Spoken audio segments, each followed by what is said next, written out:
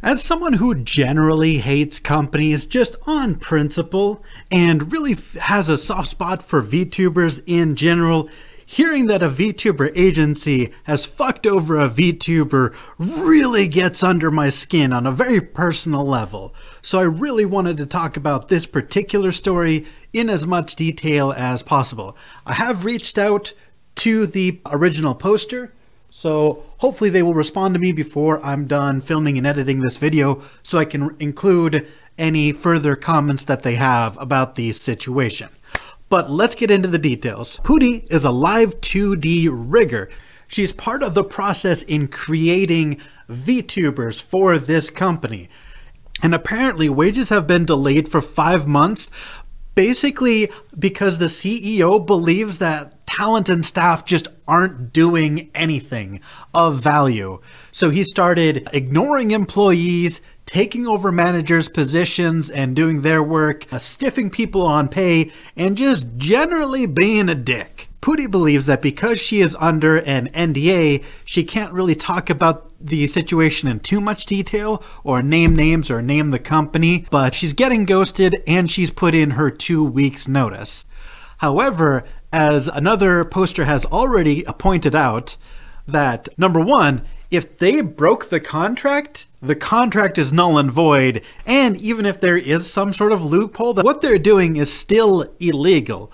One of the perfectly valid reasons for just ignoring a contract is crime. A legal contract is only legally binding if everyone involved is, obeying the law. It is not my opinion, it is a fact that she can ignore the NDA. No hate to them if they choose not to pursue any action that they're not comfortable with. Taking someone to court is expensive and exhausting, and also just not their responsibility. There should be oversight that prevents this from happening. I'm very happy to hear that they put in their 2 weeks notice and that they're getting the hell out of there.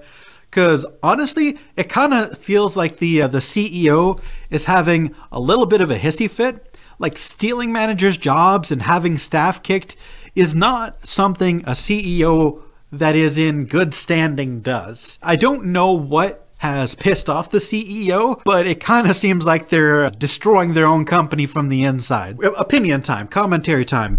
I despise VTuber agencies in general, just as a whole. Even if the agency is big, it has marketing dollars and they can promote your content, get you a high quality model without you having to pay anything, all that stuff.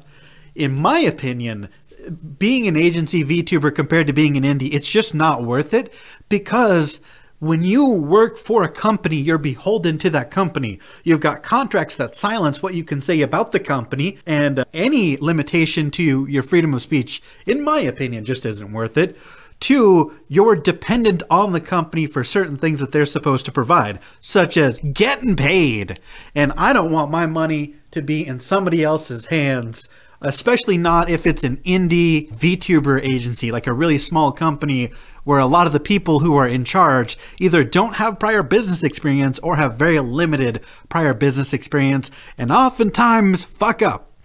So I just don't trust them in general. If there's any takeaway to this video, if you're a VTuber and you're looking at going agency, unless you're signing up for like Hololive or Nijisanji, don't sign up for these small-time VTuber agencies.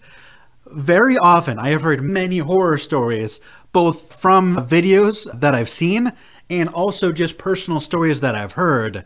Small-time VTuber agencies have a very high turnover rate. They have a very high risk rate. Half the time, they can't even really afford to promote your channel and your brand as much as you would hope, and you end up doing a lot of the promotion yourself. And at that point, what the hell is the point of the VTuber agency? Like, I joined the Adium VTuber group, and I thought Adium had money. I thought they had budget, and it turns out they had nothing. It was legitimately just as a Discord server full of other VTubers that weren't really collaborating in any meaningful way. So that's my takeaway from this experience.